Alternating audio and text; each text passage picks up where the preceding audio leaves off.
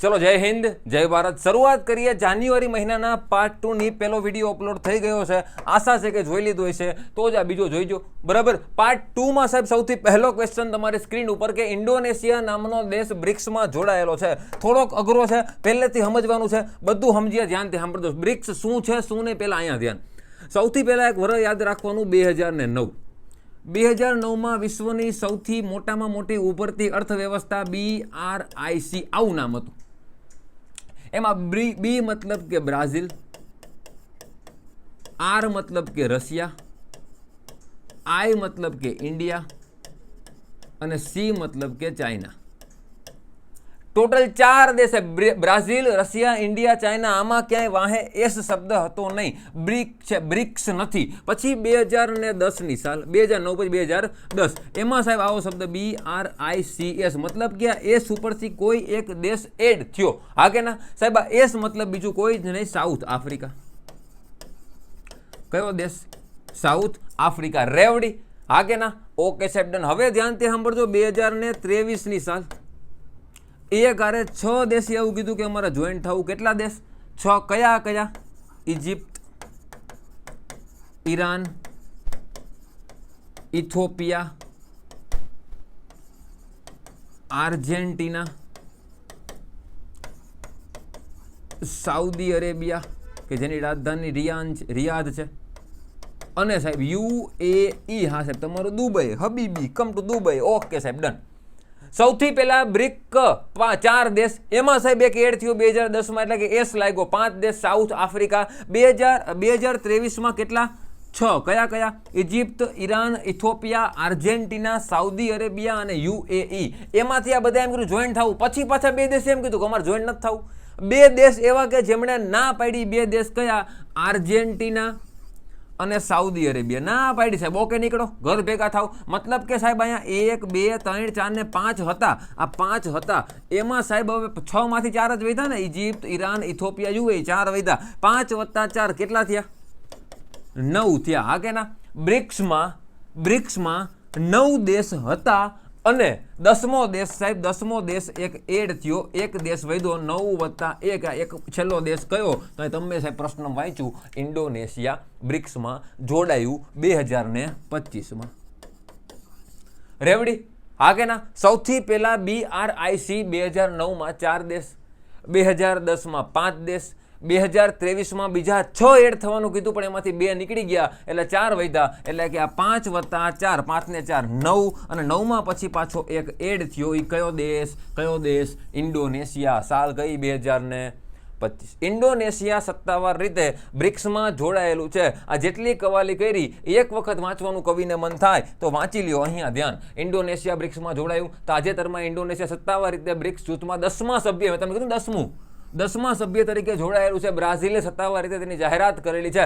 વાંચતા રહેજો। ઇન્ડોનેશિયા વિદેશ મંત્રાલયે વ્યક્ત કર્યું કે અન્ય વિકસિત રાષ્ટ્રો સાથે ભાગીદારી મજબૂત કરવા માટે આ સભ્ય પદ મહત્વપૂર્ણ છે। અહીં લખેલું છે કે BRIC સંક્ષિપ્ત શબ્દ છે, નાનો, કે જે 5 મુખ્ય ઉભરતી રાષ્ટ્રીય અર્થવ્યવસ્થાનો સંદર્ભ આપે છે, જેમાંથી 4 BRIC દેશો બ્રાઝિલ, રશિયા, ભારત અને ચીન દ્વારા 2009માં સમૂહની સ્થાપના થઈ। 10માં સાહેબ એક એડ થયું, દક્ષિણ આફ્રિકા, સાઉથ આફ્રિકા। પછી BRICS તરીકે ઓળખાયું। 2023માં 15મી બ્રિક્સ સમિટમાં 6 દેશોને સામેલ કરવાની જાહેરાત કરેલી। આ 6 દેશ Egypt, Iran, Saudi Arabia, UAE, Ethiopia અને આર્જેન્ટિના, જેમાંથી આર્જેન્ટિનાએ જોડાવાની ના પાડી અને સાઉદી અરેબિયાએ પણ જોડાવાની ના પાડી। વધ્યા સાહેબ 6 માંથી 2 વહી ગયા, 4 વધ્યા। એટલે સાહેબ 5 વત્તા 4 બરાબર 9, અને 9માં વચ્ચે એક એડ થયો ઇન્ડોનેશિયા છેલ્લો 2025માં। વર્તમાનમાં કેટલા છે? 10 છે। ત્યારબાદ જાન્યુઆરી 2025થી ઇન્ડોનેશિયા જોડાયેલું। આથી વર્તમાન બ્રિક્સમાં નીચે મુજબના સભ્ય દેશ છે BRICS। એના સિવાય ઈરાન, ઇજિપ્ત, ઇથોપિયા અને સંયુક્ત આરબ અમીરાત UAE, અને એક છેલ્લે એડ થયો ઇન્ડોનેશિયા। વર્તમાનમાં કેટલા છે? કવિને એટલી ખબર હોય છે, 10 છે। આ બ્રિક્સ દેશોએ જુલાઈ 2014માં NDB મતલબ કે ન્યૂ ડેવલપમેન્ટ બેંક નામથી એક બેંકની રચના કરેલી, જેનું વડું મથક ચીનના શાંઘાઈ ખાતે આવેલું છે। અને આ બ્રિક્સનું અધ્યક્ષ પદ તેના સભ્યો વચ્ચે વાર્ષિક દર વર્ષે સાહેબ એનું સભ્ય પદ બદલાય, વાર્ષિક ધોરણે ફેરવવામાં આવે છે। હવે સાહેબ યાદ રાખજો, એક ફેસ્ટિવલ જાન્યુઆરી મહિનામાં ગયો જેનું નામ છે મોઢવેથ ફેસ્ટિવલ। સાહેબ આ શું તમને પહેલા આટલા પ્રશ્નો થવા જોઈએ આ શબ્દ જોઈને? સાહેબ આ ફેસ્ટિવલનું આયોજન ક્યારે થાય? સાહેબ કોના દ્વારા થાય? અને સાહેબ ક્યાં થાય? ગુજરાતમાં થાય, ગુજરાતની બહાર થાય, તમારા ઘરે થાય, મારા ઘરે થાય, ક્યાં થાય? આટલા જવાબ પહેલા ખબર હોવી જોઈએ. સૌથી પહેલા ક્યારે થાય સાંભળજો. કાં ડિસેમ્બર મહિનાના છેલ્લા રવિવારે, કાં જાન્યુઆરીના પહેલા રવિવારે. ક્યારે થાય? ક્લિયર? કાં ડિસેમ્બરના છેલ્લા રવિવારે, કાં જાન્યુઆરીના પહેલા રવિવારે. સાહેબ કોણ કરે? કોના દ્વારા થાય? તો યાદ રાખજો, દ્રવિડ કુળની એક આદિવાસી જનજાતિ જેનું નામ છે ટોડા જનજાતિ. આ ટોડા જનજાતિ દ્વારા આનું આયોજન થાય. ક્લિયર? આપણે કેમ આ રબારી, ગરાસિયા, બુક્સા, ગદ્દી, ગોંડ, ભીલ આ જનજાતિ છે. તમારા સિલેબસમાં કોન્સ્ટેબલમાં ટોપિક છે જનજાતિ અને નૃજાતિ. એમાંથી આ જનજાતિ એક છે ટોડા જનજાતિ. એ ટોડા જનજાતિ તમને એટલી ખબર હોય ને ક્યાં જોવા મળે તો આનો જવાબ મળી જાય. નથી ખબર? વાંધો નહીં, હું તમને કહું. ટોડા જનજાતિ દ્વારા આયોજન થાય. ક્યારે થાય ખબર પડી. હવે ક્યાં થાય તો યાદ રાખવાનું, તમિલનાડુ રાજ્ય. તમિલનાડુ રાજ્યનો નીલગિરી જિલ્લો. નીલગિરી જિલ્લાનું મુથનાડુ મુંડ ગામ. કયું ગામ? મુથનાડુ મુંડ ગામનું એક મંદિર જેનું નામ છે મુનપો મંદિર. આ મુનપો મંદિર ખાતે સાહેબ આ ફેસ્ટિવલનું આયોજન થાય. સાહેબ હવે તમને હું ઊભો રહીને હવરે કહું તો સૌથી પહેલા સાહેબ મોઢવેત ફેસ્ટિવલ ક્યારે? ડિસેમ્બરનો છેલ્લો કે જાન્યુઆરીનો પહેલો રવિવાર. સાહેબ કોના દ્વારા? ટોડા જનજાતિ દ્વારા. બોડો જનજાતિ આસામમાં છે. આ ટોડાની વાત થાય. ક્લિયર? ક્યાં થાય? તમિલનાડુ રાજ્ય, નીલગિરી જિલ્લો, મુથનાડુ મુંડ ગામ અને સાહેબ મુનપો નામનું મંદિર. આ મુનપો નામના મંદિર ખાતે આયોજન થાય. સાહેબ શું લેવા? તો કે સારો એવો વરસાદ પડે, સારી લણણી થાય, સારું સ્વાસ્થ્ય, એના માટે સાહેબ આવો ઉજવે છે. એમાં સાહેબ એમના એક દેવતા છે મુનપો મંદિરમાં જેનું નામ છે તેંકિસ અમ્માન. આગળ હમણાં વંચાવું તમને. એમને પ્રાર્થના કરવામાં આવે કે આના પછીનું વરહ અમારું સારું જાય. એવો એક ફેસ્ટિવલ. એમાં સાહેબ પરંપરાગત રિવાજો મુજબ સ્ત્રી ભાગ લેતી નથી. પુરુષ સાહેબ પોતાની શક્તિનું પ્રદર્શન કરે. 80 કિલો વજનનો એક પથ્થર હોય, પથ્થર આખો ગ્રીસવાળો હોય, ચીકણો પથ્થર, એને ઉપાડીને પોતાની શક્તિનું પ્રદર્શન કરે. સાહેબ અહીંયા લખેલું છે, વાંચો. આ મોઢવેત ફેસ્ટિવલ તમિલનાડુના નીલગિરી હિલ્સ. નીલગિરી એટલે નીલગિરી. મેં તમને આની પહેલો જ વિડીયો તમારા ચેનલનો જોઈ લેવાનો. સૌથી પહેલાં મૂકેલો સહ્યાદ્રી પર્વતમાળા. સહ્યાદ્રીની પશ્ચિમ ઘાટ અને આ પૂર્વ ઘાટ જે ભેગી થાય ને એનું નામ છે નીલગિરી. રાઈટ? આ નીલગિરી હિલ્સમાં સૌથી જૂના દ્રવિડિયન વંશીય જૂથોમાંથી એક જનજાતિ ટોડા આદિજાતિએ નવા વર્ષની ઉજવણી માટે તેમના પરંપરાગત મોઢવેત તહેવાર મોઢવેત ફેસ્ટિવલ ઉજવેલો હતો. Toda tribe celebrates Modhweth festival. Clear સાહેબ? અહીંયા ધ્યાન. આ જેટલું ભણ્યા ને એટલું વાંચવાનું છે. તે દર વર્ષે ડિસેમ્બરના છેલ્લા રવિવારે અથવા જાન્યુઆરીના પહેલા રવિવારે ઉજવવામાં આવે છે.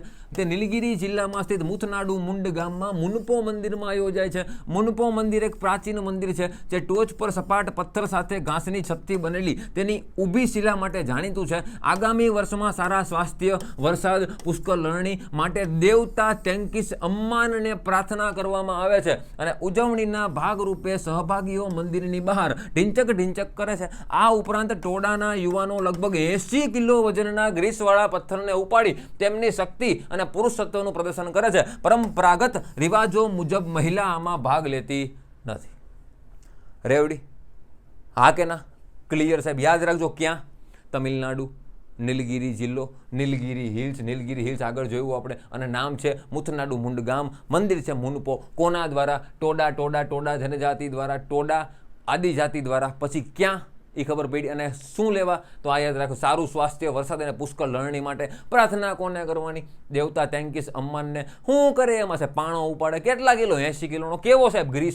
ગ્રીસવાળો પાણો ઉપાડે. અને સાહેબ મહિલા ભાગ લે ન લે. અને સાહેબ આવા ખેલ ક્યારે થાય? મોઢવેત ફેસ્ટિવલનું આયોજન ક્યારે થાય? ડિસેમ્બરનો છેલ્લો, જાન્યુઆરીનો પહેલો. અહીંયા આવશે કવિ. હવે તાજેતરમાં સાબરકાંઠા ખાતે રાજ્ય કક્ષાની કેટલામી ઈડરિયાગઢ આરોહણ અવરોહણ સ્પર્ધા યોજાઈ? અહીંયા ધ્યાન. સાહેબ આપણું મસ્ત મજાનું હું ગુજરાત દોરું સાહેબ, સૌરાષ્ટ્ર પૂરું, ભાવનગર ને અહીંયા સાહેબ વલસાડ, અહીંયા સાહેબ કચ્છ ને વાવથરા, સાબરકાંઠા, અને અહીંયા સાહેબ અહીંયા સાબરકાંઠા જિલ્લો, બનાસકાંઠા ને આ બધું દાહોદ બાહોદ ડોંગ બોંગ અહીંયા એવું, એમાં સાહેબ તમને જિલ્લા મોટે હોવા જોઈએ કે અહીંયા સાહેબ કચ્છ જિલ્લો છે, પછી નવો બનેલો વાવથરા જિલ્લો આવે, પછી બકા આવે, અને પછી સાબરકાંઠા આવે. આ 34 જિલ્લા પૈકીનો એક સાબરકાંઠા જિલ્લો, જેમાં 8 તાલુકા છે.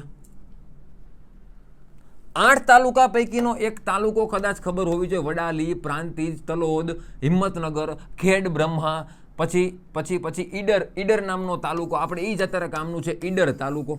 અને એક તાલુકો યાદ રાખવાનો હિંમતનગર અને વિજયનગર, આ બે તાલુકાના નામ છે. પ્રતાપસિંહજીના પુત્ર હિંમતસિંહજીના નામ પરથી નામ પડ્યું હિંમતનગર. આપણે અત્યારે કામનો તાલુકો કયો?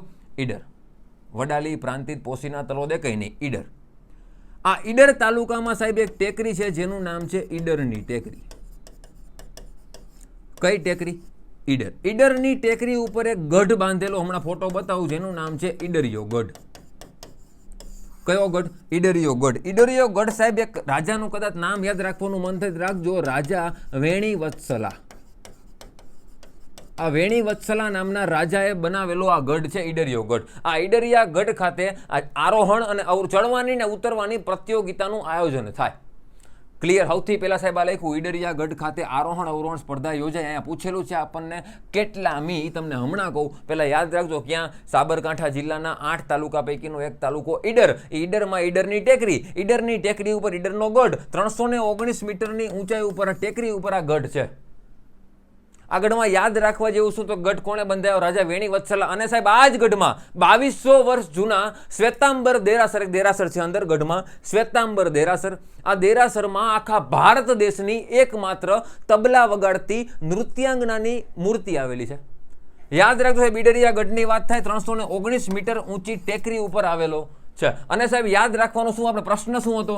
કેટલામી સાહેબ આવડિયા આરોહણ અવરોહણ સ્પર્ધાનું આયોજન થયું? તો એ તમને હજી સાહેબ ખબર પડી નથી. યાદ રાખજો 5મી. કેટલામી? 5મી.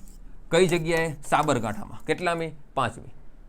આટલું ડન સાહેબ. ક્લિયર? હવે સાહેબ તમારી સ્ક્રીન ઉપર આ ફોટો છે ઈડરિયો ગઢ. સાહેબ તાજેતરમાં સાબરકાંઠા ખાતે રાજ્ય કક્ષાની કેટલામી સાહેબ આરોહણ અવરોહણ સ્પર્ધા ઈડરિયા ગઢ ખાતે યોજાય? તો તમારે કવિને કહેવાનું 5મી. આ સ્પર્ધામાં ટોટલ 217, જેમાંથી 151 પુરુષ અને 66 સ્ત્રીઓ. પ્રથમથી 10મા ક્રમે આવનાર વિજેતાઓને 25,000 થી 5,000 સુધીના પુરસ્કાર રૂપિયા રોકડા આપવામાં આવેલા. યાદ રાખજો સાહેબ. સમજાણું? હા કે ના? ક્લિયર છે, ભૂલતા નહીં. આસામ, આપણો ભારત દેશ તમે જોયું છે, ભારત દેશ, એમાં આ બાજુ કંઈક આવું છે. આ સાહેબ આડું પતંગ દોર્યું? ના, આ બાજુ 7 સિસ્ટર છે. આને 7 બેનું કહેવાય. 7 બેનું, 7 સિસ્ટર છે સાહેબ. ઓકે, એ સાહેબ 7 સિસ્ટર હું તમારી સ્ક્રીન ઉપર આવી રીતે અહીંયા દોરવાની ટ્રાય કરું. અહીંયા સાહેબ ધ્યાનથી કવિ સાંભળશે. અહીંયા સાહેબ આ ત્રિપુરા, અહીંયા સાહેબ આ બાંગ્લાદેશ, સાહેબ આપણું બચ્ચું, આવી રીતે કંઈક છે. એમાં સાહેબ આ 7 સિસ્ટર કયા? તો અહીંયા એક સિસ્ટર આવે જેનું નામ છે અરુણાબેન. સૌથી મોટી બેન કઈ? અરુણા. 7 બેનમાં સૌથી મોટું રાજ્ય કયું? અરુણાચલ પ્રદેશ. પછી આવશે નાગાલેન્ડ, પછી આવશે મણિપુર, પછી આવશે મિઝોરમ, પછી આવશે ત્રિપુરા, અહીંયા આવશે મેઘાબેન, અને વચ્ચોવચ સાહેબ આવશે આસામ. સાહેબ ધ્યાનથી સાંભળજો, એકમાત્ર એવું રાજ્ય કે જે બધી બેનોને અડવા જાય, તો કહેવાનું આસામ. કયું રાજ્ય? આસામ. આસામ રાજ્ય હાથે હાથ બોનને અડે, પણ સૌથી મોટી બોન પૂછે તો કહેવાની અરુણાચલ પ્રદેશ. અરુણાચલ પ્રદેશની રાજધાની ઈટાનગર, નાગાલેન્ડની કોહિમા, મણિપુરની ઇમ્ફાલ, મિઝોરમની આઇઝોલ, ત્રિપુરાની અગરતલા અને મેઘાલયની શિલોંગ અને આસામની વાત થઈ રહી છે. હમણાં કહું સાહેબ, સૌથી મસ્ત મજાનું રાજ્ય. બ્રહ્મપુત્રા નદીની સૌથી વધુ લંબાઈ આસામ રાજ્યમાં છે. માજુલી દ્વીપ અહીંયા છે, મિકીરનો ઉચ્ચ પ્રદેશ અહીંયા છે, રેંગમાની ટેકરી અહીંયા છે, કાઝીરંગા નેશનલ પાર્ક અહીંયા છે, રાષ્ટ્રીય જળમાર્ગ બીજો અહીંયા છે, ચા માટે પ્રખ્યાત છે. ઈ સાહેબ આસામ નામનું રાજ્ય 51 શક્તિપીઠ પૈકીની એક શક્તિપીઠ કામાખ્યા પણ અહીંયા છે. આસામ નામના રાજ્યના મુખ્યમંત્રી, જેનું નામ છે હિંમત બિસ્વા શર્મા. આ હિંમત બિસ્વા શર્માએ તાજેતરમાં જાહેરાત કરી કે આસામની રાજધાની વર્તમાનમાં કઈ છે? દિસપુર છે. કઈ છે? દિસપુર. પણ હવે બીજી રાજધાની તરીકે કયા શહેરને વિકસાવવામાં આવશે? તો યાદ રાખજો, દિબ્રુગઢ. અત્યારે હાલમાં દિસપુર છે, પણ બીજી રાજધાની તરીકે કોણ સેવા આપશે? દિબ્રુગઢ.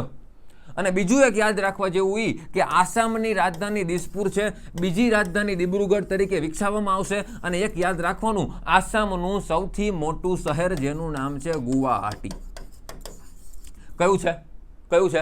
ગુવાહાટી. કવિને આટલું ભૂલાવવું જોઈએ નહીં, આ જેટલું બોલ્યો સાહેબ એક વખત વાંચવાની ટ્રાય કરો. આસામની બીજી રાજધાની, એમાં પહેલી લાઈન તમે સૌથી પહેલા વાંચો. તાજેતરમાં આસામના સીએમ હિંમત બિસ્વા શર્માએ જાહેરાત કરેલી કે દિબ્રુગઢને સંપૂર્ણ શહેર તરીકે અપગ્રેડ કરવામાં આવશે અને પછી તે આસામની બીજી રાજધાની તરીકે સેવા આપશે.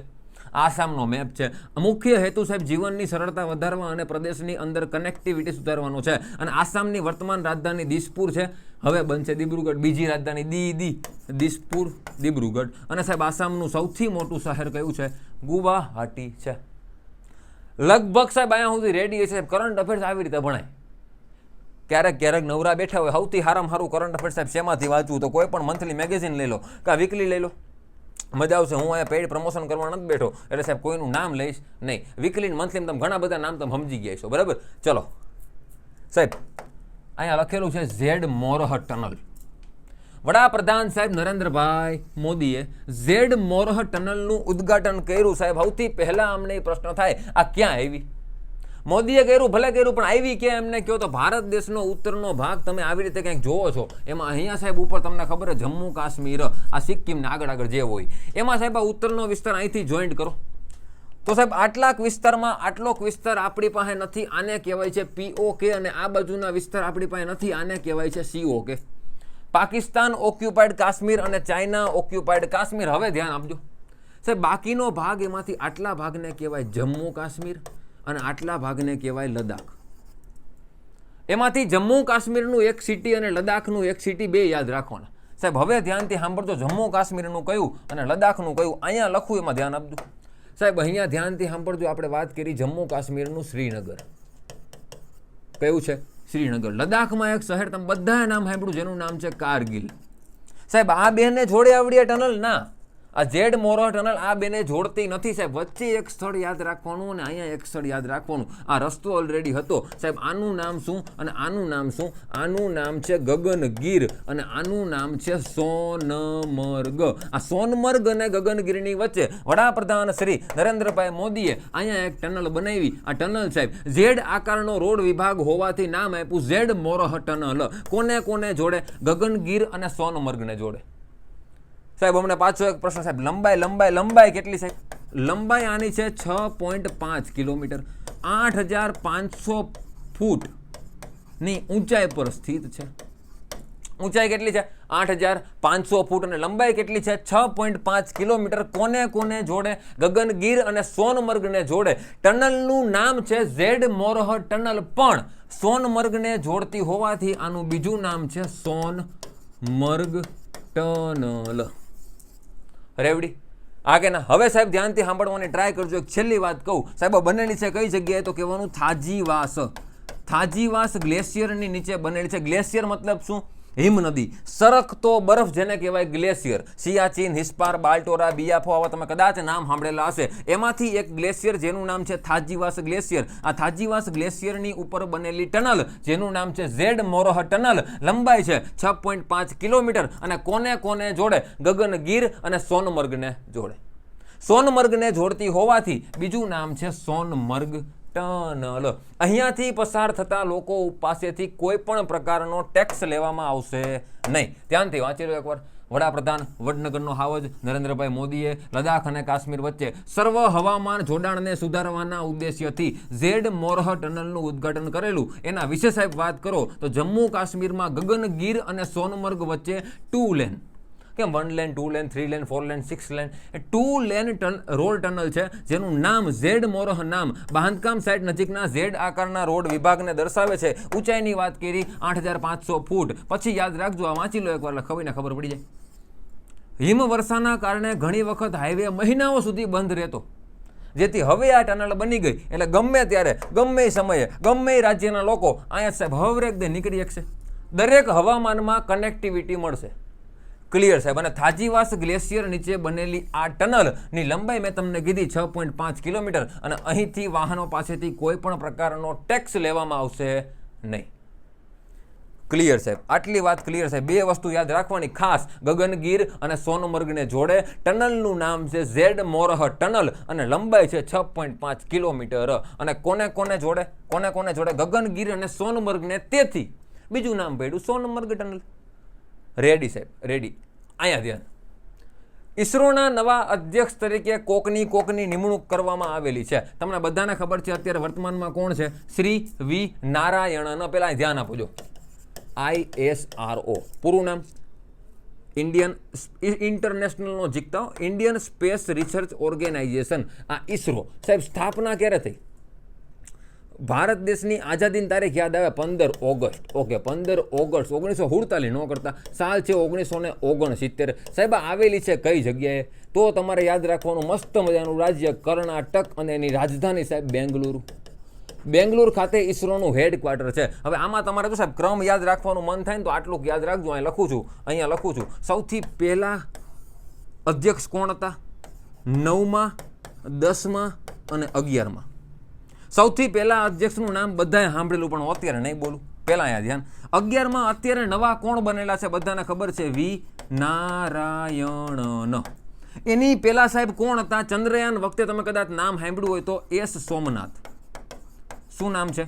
એસ સોમનાથ. એની પહેલા સાહેબ કદાચ તમે નામ સાંભળ્યું હોય તો કે શિવન. શું નામ છે? કે શિવન. ઈસરોના 9મા અધ્યક્ષ કે શિવન, 10મા અધ્યક્ષ એસ સોમનાથ અને અત્યારે સાહેબ નવા બન્યા વી નારાયણન. કેટલામાં છે? 11માં છે. તો સાહેબ પ્રશ્ન બાકી કે સાહેબ પહેલા કોણ હતા? બધાએ નામ સાંભળ્યું સાહેબ, વિક્રમ સારાભાઈ. આપણા સાહેબ ગુજરાતી સાહેબ અમદાવાદમાં જન્મ થયેલો. કઈ જગ્યાએ? અમદાવાદના છે. કે શિવન તમિલનાડુના છે. ક્યાંના છે? તમિલનાડુના છે. એસ સોમનાથ ક્યાંના હતા?